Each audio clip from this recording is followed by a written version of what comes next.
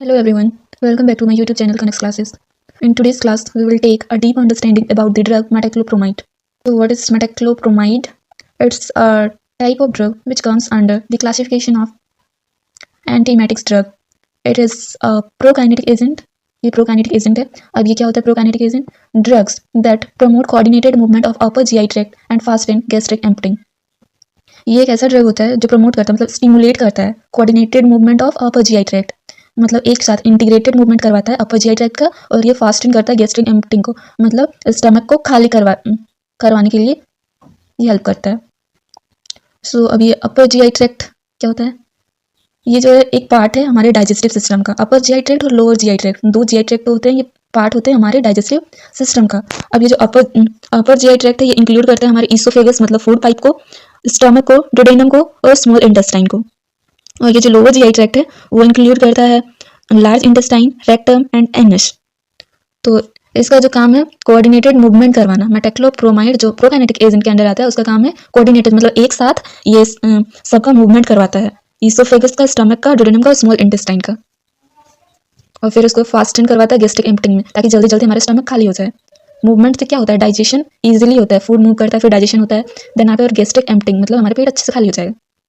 Now we will know about the effect of metoclopramide in upper GI tract. What are the effect of metoclopramide in upper GI tract? So the first effect is increase in tone of muscle esophageal sphincter. तो इसका जो पहला effect होता है कि increase कराता है tone of muscle oesophageal lower oesophageal sphincter का. सो अब ये लोअर इसोफेजियल स्फिंक्टर क्या होता है? तो ये जो है एक रिंग शेप मसल है जो कि प्रेजेंट होता है हमारे इसोफेजियल, लोअर इसोफेजियल ओपनिंग में. दो इसोफेजियल स्फिंक्टर होते हैं हमारे फूड पाइप में, एक अपर में होता है एक लोअर में होता है. अपर पार्ट में होता है अपर इसोफेजियल स्फिंक्टर और लोअर पार्ट में होता है लोअर इसोफेजियल स्फिंक्टर. कहाँ पे होता है? हमारे फूड पाइप में होता है.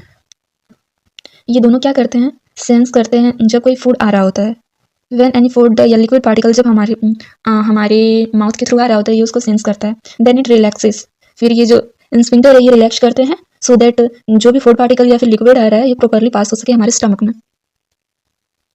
तो ये उसको, मतलब ये वहाँ का जो इसोफेजियल स्फिंक्टर का जो मसल टोन होता है वो उसको इंक्रीज करता है. मसल टोन यानी कि ये पोजीशन को मेंटेन रखता है. मतलब लोअर इसोफेजियल स्फिंक्टर क्या करता है? जब कोई खाना या लिक्विड आ रहा है तो ये वहाँ पे रिलैक्स हो जाता है ताकि वो सेंस कर सकते कोई फूड आ रहा है या कुछ आ रहा है, तो ये रिलैक्स हो जाता है ताकि वहाँ से जल्दी से पार हो सके. तो ये पोजीशन को क्या करता है? मेंटेन करता है, मतलब मसल टोन को वहाँ पे रिलैक्स रहता है, एक पोजीशन में मेंटेन रहता है.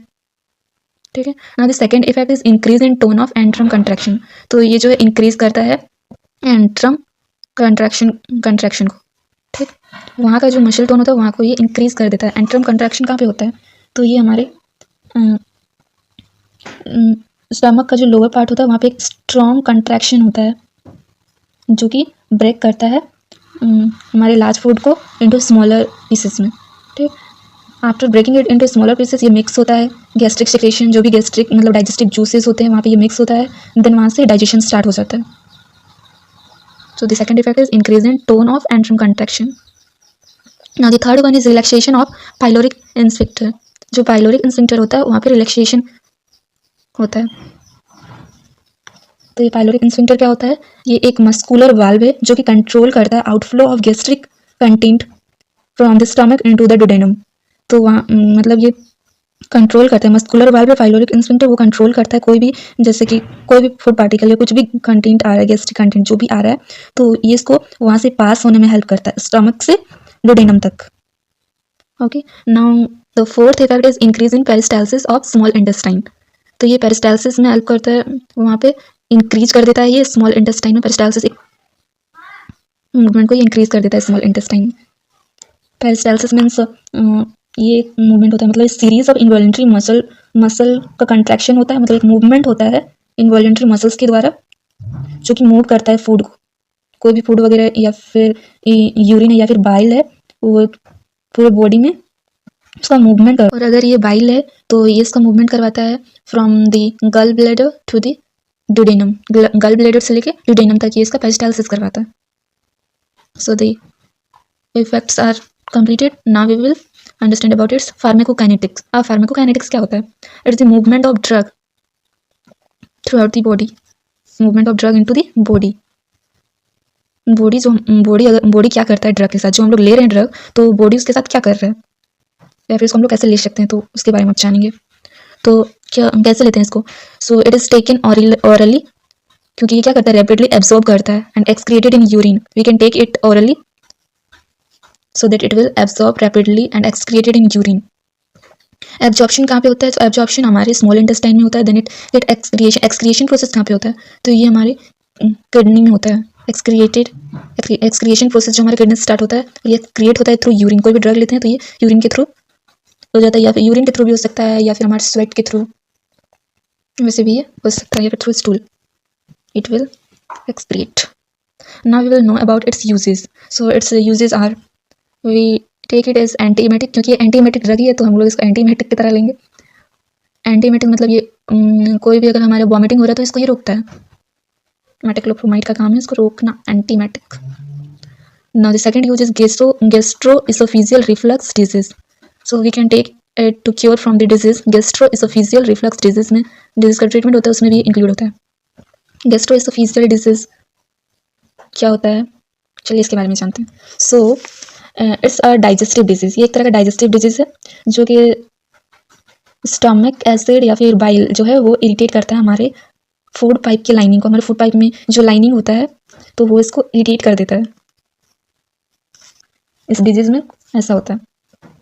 ये एक तरह का क्रॉनिक डिजीज है जो अकर होता है व्हेन स्टमक एसिड या फिर जो बाइल है वो फ्लो होता है इनटू द फ्लोबैक हो जाता है इनटू द फूड पाइप, नीचे से पेट से ऊपर तक आ जाता है, फूड पाइप में आ जाता है, रिफ्लक्स कर जाता है और ये इरिटेट करने लगता है देन हमारे लाइनिंग को।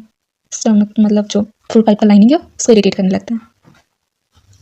तो ये कैसे होता है, मतलब अगर एसिड रिफ्लेक्स या फिर हार्ड मतलब एसिड जो HCl जो होता है हमारे बॉडी में सिक्रेट होता है, तो वो अगर एसिड रिफ्लेक्स अगर हो रहा है या फिर नीचे से ऊपर आ रहा है एसिड, HCl जो हमारे स्टमक के वॉल के थ्रू जो सिक्रेट होता है वो अगर जो कि हमारे डाइजेशन में हेल्प करता है। HCl का एक एसिड जो प्रोड्यूस होता है हमारे स्टमक में, जो स्टमक वॉल के थ्रू सिक्रेट होता है, तो वो जो है वो अगर रिफ्लेक्स कर रहा है स्टमक से विंड पाइप में आ जा रहा है तो उसको एसिड रिफ्लेक्स बोलते हैं।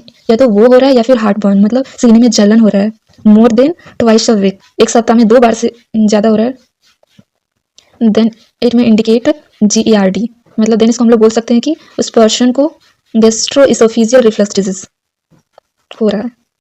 इसका सिम्टम क्या होता है, तो ये इसमें बर्निंग पेन होता है हमारे खाने के टाइम, या फिर अगर लेटे हुए हैं या फिर लेट के उठ रहे हैं उस टाइम पे ये फील होता है, सीने में जलन टाइप का लगेगा, तो इसका सिम्टम है। तो हम लोग गैस्ट्रोइसोफेजियल रिफ्लक्स डिजीज में भी मेटाक्लोप्रोमाइड का यूज़ करते हैं।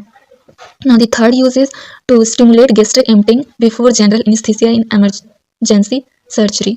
तो एमरजेंसी सर्जरी के टाइम जनरल एनेस्थीसिया जब दिया गया उससे पहले गैस्ट्रिक एम्प्टी को स्टिमुलेट करने के लिए भी इसको लेते हैं। इसका साइड इफेक्ट क्या हो गया, तो ये ड्राउजीनेस में लिया जा सकता है, डिजीनेस में या फिर डायरिया में।